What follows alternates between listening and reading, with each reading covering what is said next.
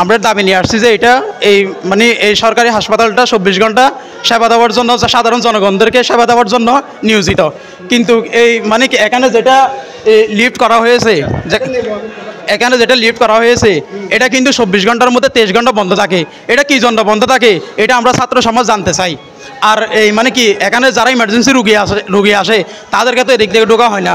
এদিক থেকে মানে কি প্রয়োজন ওরা ব্যবহার করতেছে, সাধারণ জনগণ তো ব্যবহার করতে পারতেছে না। কি জন্য ব্যবহার করতে পারতেছে না এটা আমরা জানতে চাই, আমরা ছাত্র সমাজ জানতে চাই। আর বাহিরের একটা ফাইক আছে, ওইটা কি ওই মানে ফাইক থেকে পানিও পড়তেছে না। হ্যাঁ, টিউবওয়েলটা নষ্ট, এটা কি জন্য নষ্ট, ঠিক কেন করতেছে না ওইটাই আমরা জানতে চাই। আমরা ছাত্র সমাজ ওইটা জানতে চাই। আর মানে রুগীরা পানি কোথা থেকে কাটছে, ওরা কীভাবে পানি কাটছে ওইটা আমরা জানতে চাই। এই লিফট যদি কালকে 24 ঘন্টার কালকে দিনের মধ্যে এই লিফট চালু না থাকে, 24 ঘন্টা চালু থাকতে হবে। আমরা ছাত্র সমাজ ওইটা চাই। আর যদি চালু না থাকে তাহলে আমরা ছাত্র সমাজ কোনো একটা ব্যবস্থা নিব। জি, এই বিষয়টি প্রায় আমার 2 মাস হচ্ছে, কিন্তু আমরা মুখ খুলে বলতে পারতেছি না। কেন আমরা যদি বলি এখন আমাদেরকে প্রশাসনের হাতে ধরাই দিবে। তাই এখন আমরা ছাত্র সমাজ জেগে উঠেছি। আমরা ছাত্র সমাজ যেখানে অন্য দেখবো সেখানে আমরা প্রতিবাদ করব, অন্যের পক্ষে আমরা দাঁড়াবো।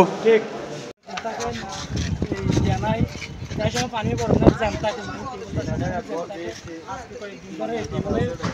পানির সহায়তা পাচ্ছে না। আর আমাদের মনে হচ্ছে এখানে একটা না আরো একটা কারণ এখানে মানুষ লাইন ধরে টিউবওয়েল পানি নেওয়ার জন্য।